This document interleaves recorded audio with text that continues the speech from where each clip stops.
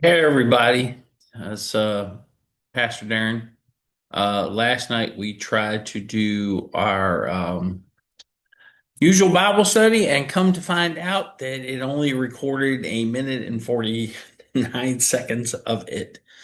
So I'm going to redo it here again so that we will have it for you guys and we will post it. This is what you're going to see rather than what the live. Sorry that it failed. This is one of the things when you do live and you use YouTube and you use Wi-Fi. Sometimes the Wi-Fi gives out. So, but anyway, let's dive into Second Samuel chapters 4 and 5, and we will get into the text and let's see what it has for us today. So, I have to move myself over um, so that I know where I am. All right. So just to start this chapter out, Abner is dead. All that is left is is the figurehead king that Abner put in his place of Saul. Without Abner's protection, his days, of course, are numbered. So when Ishboeth, Saul's son, heard that Abner had died at Hebron, excuse me, I gotta make some slide. There we go. Thank you. When he had heard that Abner died at Hebron, his courage failed him. Well, of course, his courage failed him. Abner kept him in power. And all of Israel was dismayed. Now, Saul's son had two men who were captains of ratings bands. The names of theirs were Banaha, however you want to pronounce it. I am terrible with Hebrew names. I'm just going to tell you, I'm terrible with them.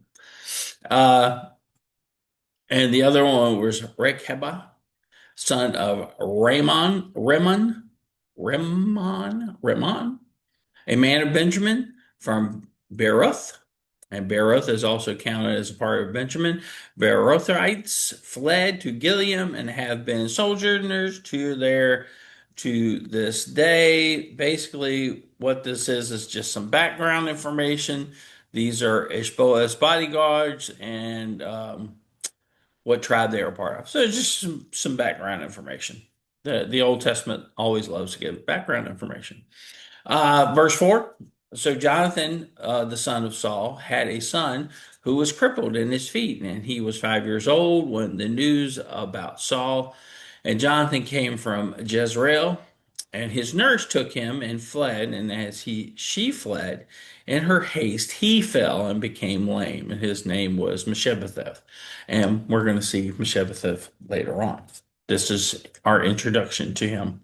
So just keep that a name to remember in the background. Verse 5. So now the sons of Ramon, the Betherite, and Rechab and Bana set out about the heat of the day, and they came to the house of Ishboeth as he was taking his noonday rest. Wouldn't it be nice to be able to take that noonday rest today? Man, that would be nice. But anyway, well, he was king, so he could do that. And they came into the midst of the house as to get wheat. So they came under false pretenses. And they stabbed him in the stomach. Not nice. And the Rahab and Banha, his brothers, escaped. And when they came to the house, as he laid in his bed, just retelling the story with some different additional information, lay on his bed in his bedroom, they struck him and put him to death and beheaded him.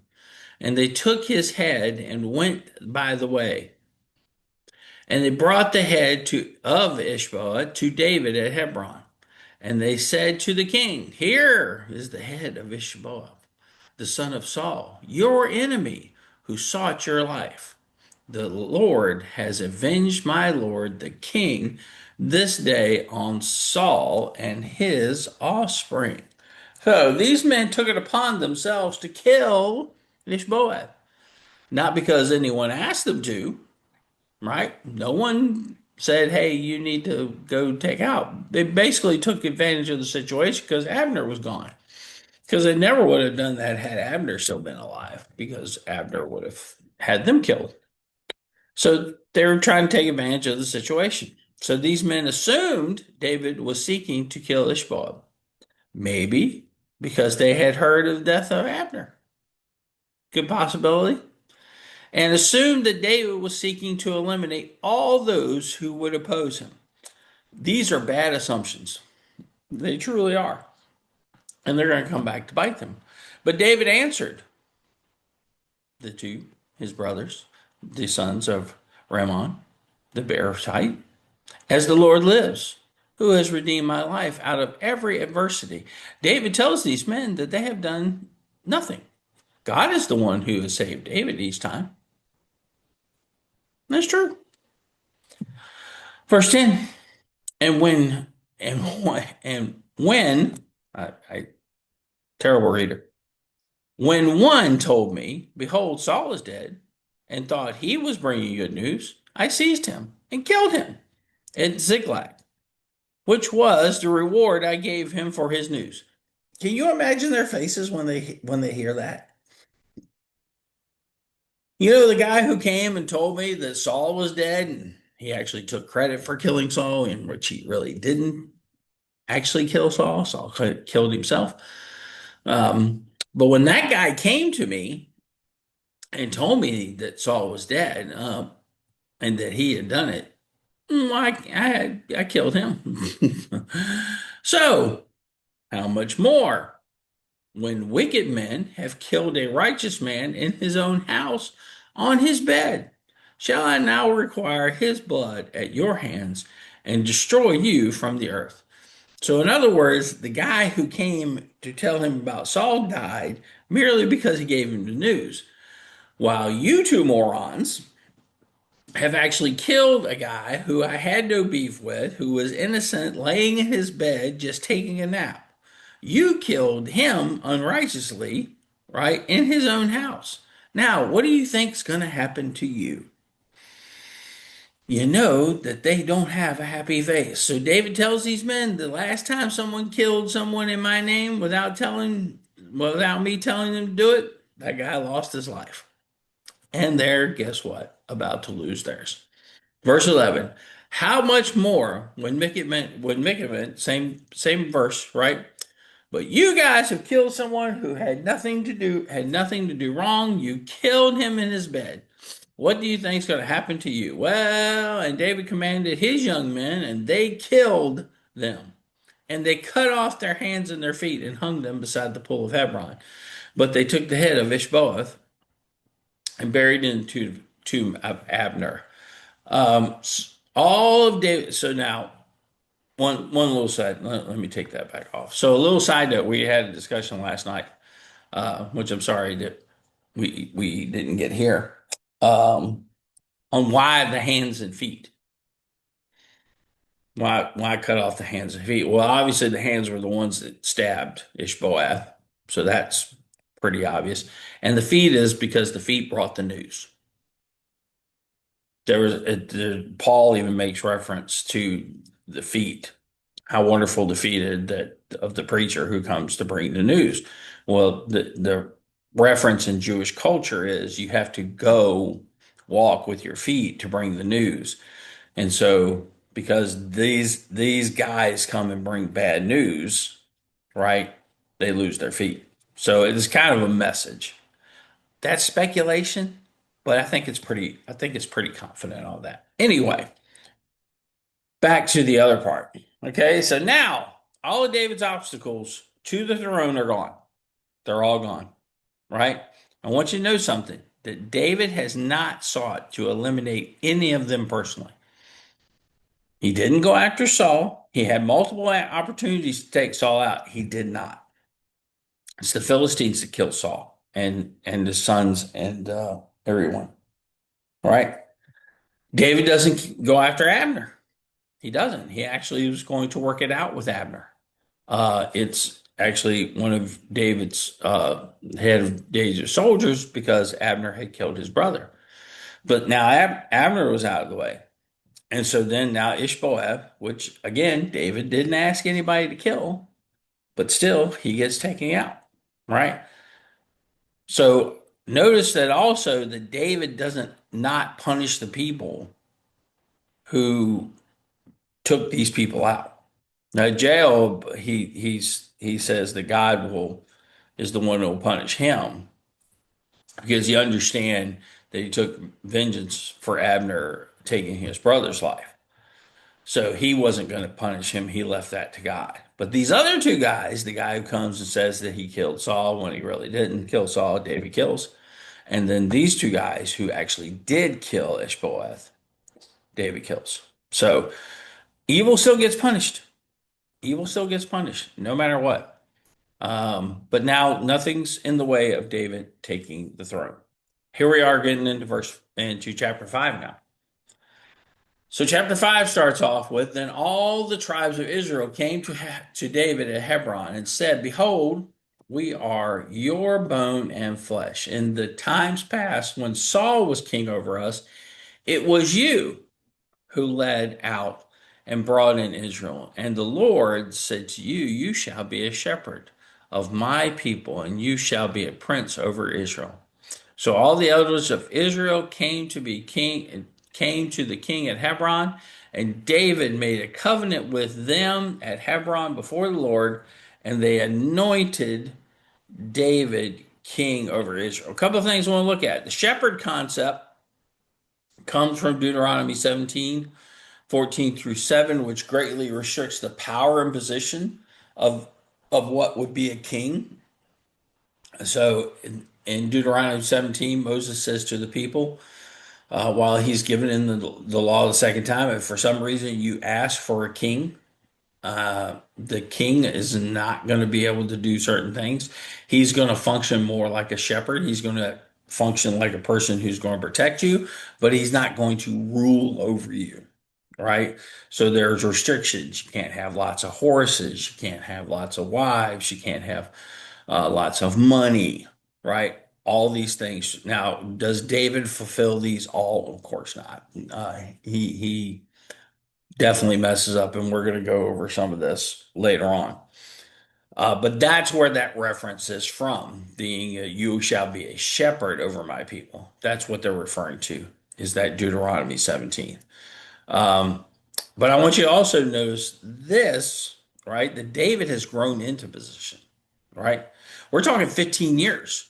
So from the time that David kills Goliath, whether he's around 14, 15, 16, somewhere in there, right? To now he's 30. David's had 15 years of growing in leadership. So unlike Saul, Saul becomes king. He's never been a king. He's never been in a position of leadership. He's never led an army. He's never done any of these things. Well, where David steadily works his way up, learns to lead people, learns to work with people, learns how to administrate people. And then his years of fighting against the Philistines, he becomes a great warrior, but also learns how to lead men in battle and gains the respect of the people because of that. Uh, so this has developed David into a true leader, rather than like Saul, who was just thrown into the job. So big difference between the two of them.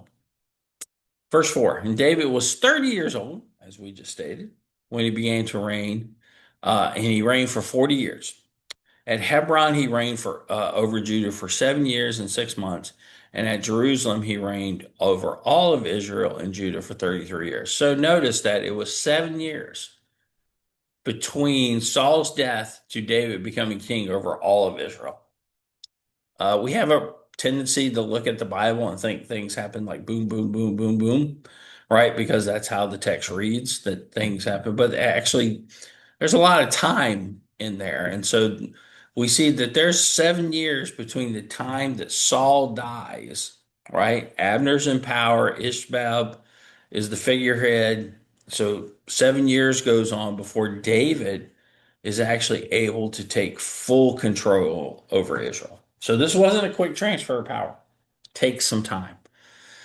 Something we need to remember when we read the scriptures, that there's time built in here. Verse 6, and the king and his men went to Jerusalem against the Jebusites the inhabitants of the land, who said to David, "You will not come in here, but the blind and the lame will ward you off," thinking David cannot come in here. Nevertheless, David took the stronghold of Zion, that is the city of David. So let's look at this part. So, what is the significance of Jerusalem? Well, the significance dates back to Genesis 14:18, which is Melchizedek. So, Melchizedek, the king of Salem, well, Salem is Jerusalem, brought out wine, bread and wine. He was a priest of the Most High God. Well, of course, we all know that story, but that's the significance here. So, the Salem is the same. So, nevertheless, David took the stronghold of Zion, that is the city of David. So, again, what is the significance of Jerusalem? The significance, of course, is Melchizedek, king of Salem, right? Who came out to see Abraham after he had rescued Lot and brought all the spoils and gave Melchizedek 10%. But that's the location. That Salem is Jerusalem. So we could spend a whole lot of time on that part alone. The significance of Jerusalem, how it plays into Jewish and Christian faiths. Most of the very important theological events happen right there around Jerusalem. But also, this is political because this land had not been taken over yet by the children of Israel, was not taken when they went into the promised land. And this sits right between Samaria and Judea. So this is kind of like in a perfect place in between the two places, almost like Washington, D.C. during being right between the North and the South, being put where it was in between Maryland and Virginia. Not exactly the same thing, but sort of the same thing. So it's politically advantageous. David's not picking to live in Samaria in a more Israel, the 10 tribes, or picking to live in Judea, where he's from, but he actually is on the border between the two. So it's good. And the other, of course, the last thing is Jerusalem is highly defensible. It's up on a high hill. Three sides of that hill are not accessible unless you're a really good climber. And so there's only one entrance and exit to the city, which is from the north. So it's strategically a good location as well. So this is why Jerusalem is the city for lots of reasons, theologically, politically, and geographically for defense. So good location. Now, verse 8, and David said, on that day, whoever would strike the Jebusites, let him get up the water shaft to attack the lame and the blind, who are hated by David's soul. Therefore, it is said, the blind and the lame shall not come into this house. So, okay, let's clear some things up here. So, the reference of going up the water shaft was a method of getting into the city undetected. And whoever did that, which would be Joab, right? He goes up, gets up in there, gets into the city, unlocks the gates of the city, lets everyone come in. So Joab is the one who does that. We'll find about that later. The reference to the lame and the blind, of course, is in verse 6, because the Jebusites said, look, we could put lame and blind people here and you couldn't, to defend the city. That's how impregnable we believe the city is. We could put blind, and people who can't walk, and they could guard the city. Well, then when verse 8 makes reference to blind and lame, this is David calling the Jebusites lame and blind. That's who he's making reference to them. So it's not that David actually has a beef with blind and lame people. David has a beef with the Jebusites, and it's the Jebusites who shall never come back into the city. And of course, when they take over the city, the Jebusites are removed, they never return. That's what that means. So just to clear that part up. Verse 9. Let me move this little book. Yeah, there we go. Well, no, go back. We missed it. Here we go. Verse 9. And they lived in a stronghold called the city of David, and David built the city around from Milo inward. So Milo is just a large rock in the formation of the city. Gives you a centering point, right? That they did it from this point and went outward. So that's all that meaning of Milo is. There was a central rock for the city, and David expanded from that point outward to build the city. Verse 10, and David became greater and greater, for the Lord, the God of hosts, was with him. And Hiram, the king of Tyre, sent messengers to David, and cedars, and also carpenters and masons, who built David a house. Hiram has a long, loving relationship with David and Solomon. He provides material for the building of David's home and the temple during Solomon's time. The two kingdoms have a common enemy, the Philistines. And so David taking care of them gets him much respect from Hiram. And we see, and Hiram has got to be the king of Tyre for a very long time because we know that David was king for 40 years. And Hiram is there before David takes the throne, and Hiram is there when Solomon comes to power and builds the temple. He gets all his goods and stuff from him, and it talks about Hiram helping Solomon out with the building. So Hiram probably king for a good long time, 60 years, 50 years. He's there for a long time, and prominent. And so David knew the Lord had established him as king over Israel, and that he had exalted his kingdom for the sake of his people, Israel. Now we got problems. And David took more concubines and wives from Jerusalem after he came from Hebron, and more sons and daughters were born to David. And of course, you see some of the names. We're not going to get into all the names because these folks are not really important, even though Solomon is one of them. But what is important is that this was something that David was not to do. He was not to do. And we see that in Deuteronomy 17:17, because this talks about how the king shouldn't do these things. And he shall not require many wives for himself, lest his heart be turned away, nor shall he require for him excessive gold and silver. While David's wives would not turn his heart away, their offspring would provide to be a problem for David. And his successor Solomon, who would follow the same practice that he saw his father do, right? His wives would turn his heart away. So we can see that this practice of having a polygamous marriage and having these concubines was not a good practice. It wasn't. It is not what God had established for men. Verse 17. And when the Philistines heard that David had been anointed king over Israel, all the Philistines went up to search for David, but David heard it and went down to the stronghold. And now the Philistines had come and spread out over the valley of Rephaim.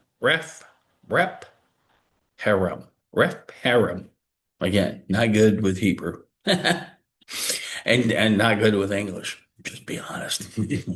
And David inquired to the Lord, shall I go up against the Philistines?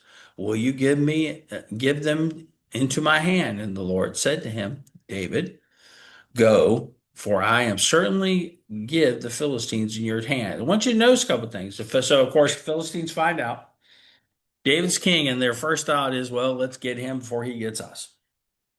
And so they seek to try to find him, but of course, he gets in the stronghold where he can't be got to. So they decided that they're going to confront him army to army, right? And notice what David did. David does not immediately just rush out, right? Because that's what Saul did. Saul sees the Philistines coming. The first thing Saul does is rush out into battle. Not David. David goes to the Lord first and seeks guidance. This shows that David puts his trust in the Lord, not in himself. It's a great example for us.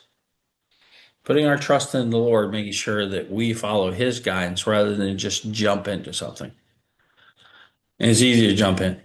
It is, because if we jump in, then we just do what we want. Where if we have to actually wait on the Lord to give us answers, he slows us down a lot for a good reason. And David came to Baal Pezram, and David defeated them there and he said, the Lord has broken through my enemies before me like a breaking flood. Therefore, the name of the place was called Baal Pezram. I love verse 21. And the Philistines left their idols there, and David and his men carried them away. How much did the Philistines really care about their idols if they just left them on the battlefield? Yeah, not much. He knew they were just pieces of cardwood painted and decorated, right? They were meaningless. And the Philistines proved that by leaving them just behind as they ran for their lives. It's a great verse. Just so that, that one little verse shows us how much, they really didn't believe that their idols could do anything. Because if they actually believed that their idols were important, they would have died for them. They would have protected them. They would have made sure they took them back with them. But they didn't. They just left them on the battlefield. Verse 22, and the Philistines came up against, again, to spread out in the valley of Rephaim. Again, we're coming back as if they did not learn their lesson the first times. The Philistines are back for more. And you notice about that's about the Philistines. Of course, they're back for some more. So, verse 23, and when David inquired of the Lord, he said, you shall not go up and go around to their rear and come against them the opposite of the Basham, balsam, balsam trees. So God tells David, do not use the same tactics you've been using in the past. Most likely because God knows that the Philistines are onto it. So David had probably used this little flanking move several times before, and it had been very successful, but now the Philistines are catching on. So God says, don't do that this time. Verse 24, when you hear the sounds of the marching in the tops of the balsam trees, then arouse yourself, for the Lord has gone out before you to strike down the army of the Philistines. So God says, hang back, wait, listen, right? Listen for what? Well, the sound of marching in the top of the trees. Well, who marches at the top of the trees? Angels? Don't know. Maybe just God used a sound. But whatever he did, it freaked the Philistines out because he told David, they're going to run for it.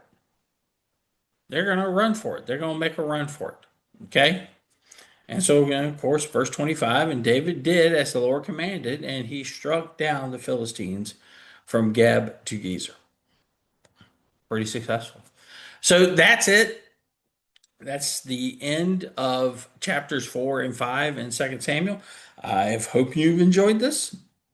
Like I said, hopefully next week we won't have the problems cutting out. But even if we do, we will do like this and you will still have your Wednesday night Bible study. So God bless everybody. Have a great day.